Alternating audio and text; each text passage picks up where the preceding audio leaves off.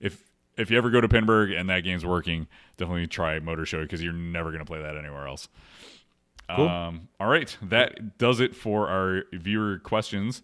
So let's move into review time. Which one should we review first? Let's do, well, come on. We got to do Bram Stoker Dracula first. Let's go in chronological order. All right. Plus, people are waiting to hear about Star Wars. All right. You got to say the best for last. This one, Bram Stoker's Dracula review is brought to you by our Patreon supporters who are at the $5 or more level. We want to thank them for their support. We want to thank everybody for their support on Patreon. It's just another way to help us out. And Patreon is, I think, more geared to the podcast because I guess the more traditional way to support us is on Twitch is through the Twitch mechanism, through bits and subbing. So that's why that exists. So thank you guys. And one way to thank you for that support is to let you guys choose which game we review every month. And this month we offered up Bram Stoker's Dracula. That had always been kind of floating out there. Yeah. It just wasn't chosen. And then X-Men was the other game, right? Yep. I think it was just those two. Yep. They've asked for Dialed In, but we're not going to review that. We've just said a million times. Kevin and I we bought one, so that's how we feel about it, right? Yeah, right? Buy one. So yeah. Bram Stoker's Dracula 1, and we're going to review that. So thank you guys. So I had to include, we don't normally include flyers with our reviews, but I had to throw this one in there because it's so amazing. It's a pinball machine in a coffin because it's Dracula. So it's a cool flyer. By the way. It's pretty great. I appreciate it. Dracula was an early 90s Bally Williams game designed by Barry Ausler, and it's kind of it has to be one of the hardest, most brutal games out there, but like I find it to be super satisfying once you get into it. But let's start by talking about the art. The art it's got a very blue look to it. Let's see. There you go. There's the cabinet. A lot of blue, red with the Dracula name, as you would expect. It's got, actors on the back box, but it's not photos of them. They're drawn, I think. So this is because obviously this is based on the movie film. I believe it was 1992. Yeah. Again, on the playfield, very blue, kind of like castle-looking playfield. Characters.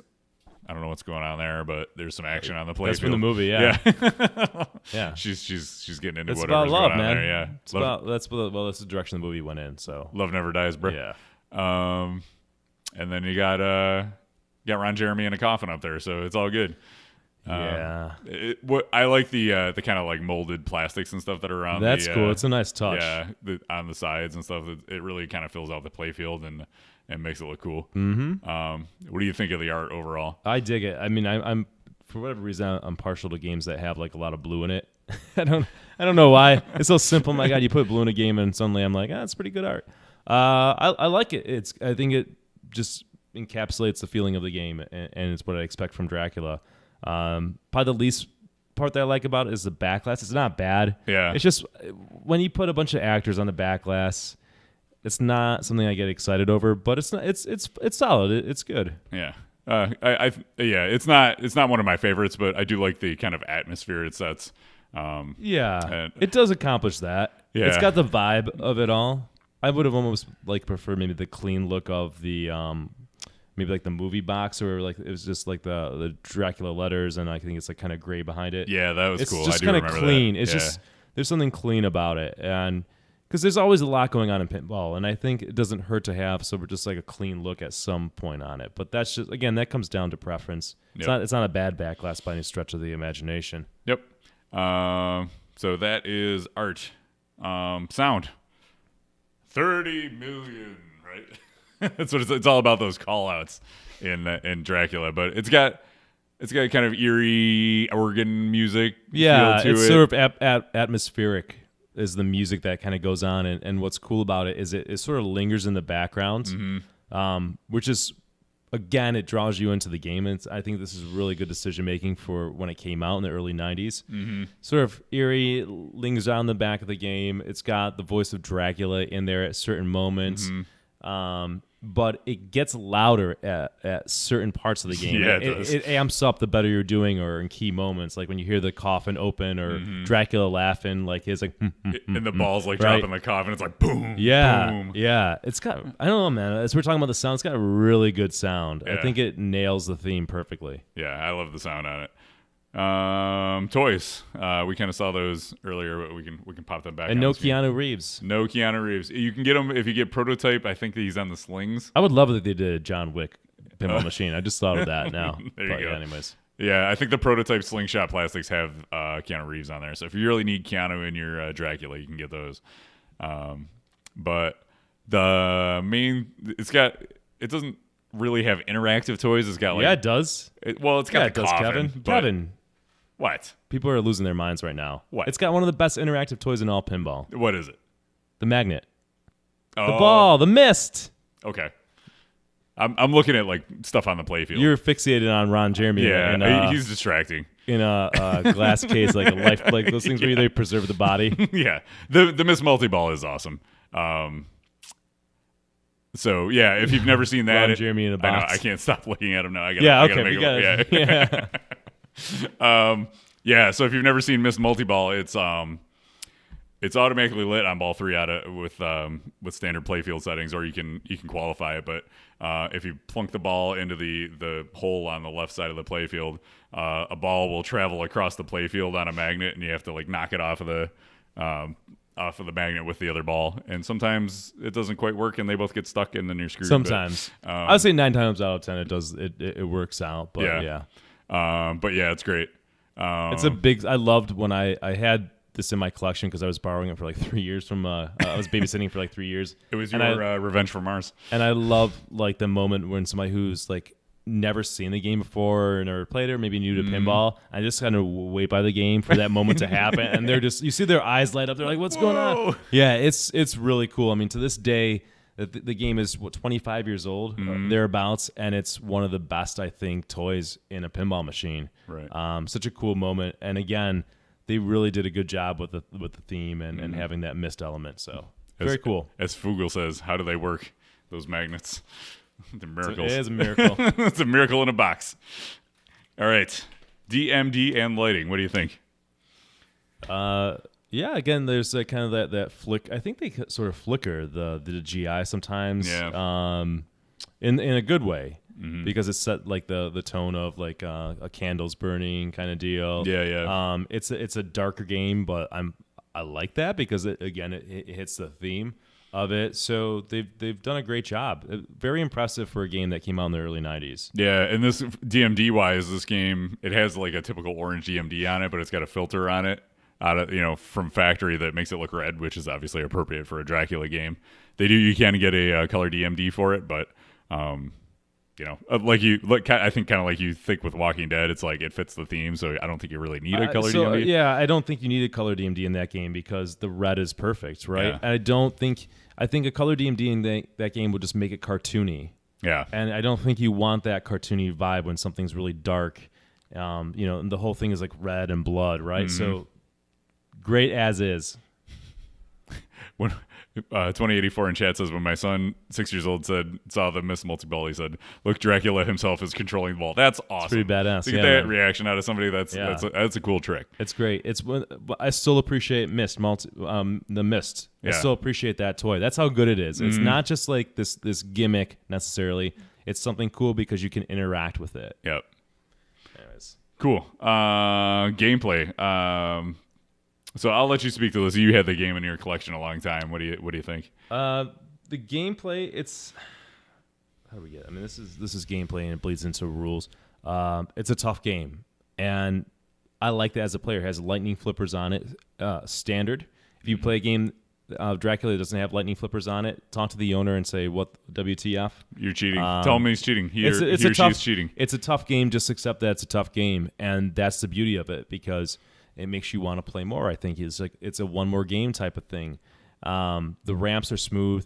You tend to use, I'm trying to think how many shots. There's 1, 2, 3, 4 really. Yeah. and then miss. There's not a lot of shots in the game that you utilize, and a lot of times you're just maybe hitting a couple of them. So it's a little limited. Yeah. That's when you get into the criticism. It's a little limited. You're not using up a lot of real estate. You're not using up a lot of shots.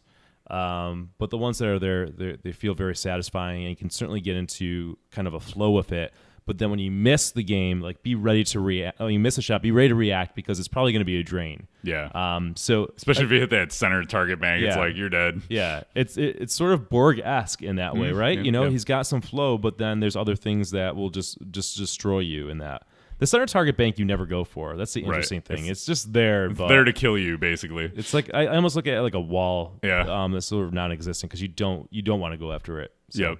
Sort of limited in gameplay wise, but what's there is good, and what you do hit feels good. Yeah, and it's got the video mode, one of the best video modes in pinball. Where the werewolves are coming at you and you got to fire them off. Definitely, I like when you had it on the hardest setting and they come at you super fast. So that's the way to have it. I think. Definitely. I don't like video modes. I just want to play pinball. I don't want to play a video game for 25 years ago with 2 buttons. Right? It's kind of stupid. But if I'm going to play one, that's actually a pretty decent one. And as Kevin said, set it to the hardest setting because they come super fast. Otherwise, it's boring. Like, bam, bam, bam, bam, bam, bam, bam, and you're over it. Yeah. I mean, in that mode, it lasts like 5 seconds, right? And you're back to playing pinball. And in Dracula, it's almost a nice breather because that game's so damn brutal. Yeah, you're not going to be too upset that you're playing a video mode. I get to not die for a little bit. Yep. All right, so rules. The rules on this game, it's all about stacking the multi-balls, right? Yeah, that's all this too. So there's no wizard mode in Bram Stoker's Dracula. It's a little bit limited on the rules because of that compared to other games in the 90s. And this is sort of the transition point where they are adding wizard modes to pinball machines. But the objective of that is you want to stack multi-balls. And there's 3 multi-balls in the game. And as you bring in, 2 multi-balls, now the jackpots are 20 million. And if you get all 3 going, you get this awesome, nice 30 million call out by Dracula himself. He really, I'm not going to do it. I will spare everybody that. But it gets super loud. It's just this great moment where you're like, that pretty much is the wizard mode of setting that up and pulling that off. Yep. It's not easy to achieve. So it's one of those games that I kind of feel it's Walking Dead-esque in that way, is when you get everything lined up and you can just blow it up. It just feels so great. So, that's why this is a game that people stick with and continue to want in their collections, I think. Yep. Because it's tough, but when it's very satisfying when you do the thing. Lastability. So you had it for 3 years. How do you feel it stays on the lastability scale? I think it fares pretty well on the lastability scale because it is a tough game, and tough games will keep you coming back for more and trying to kind of conquer it. Getting all 3 multi-balls going is not an easy task, and even after you've done it, you're going to want to do it again. So you're kind of chase that, and it's also great for competition. I mean, a lot of competitive pinball, you'll see Dracula in there.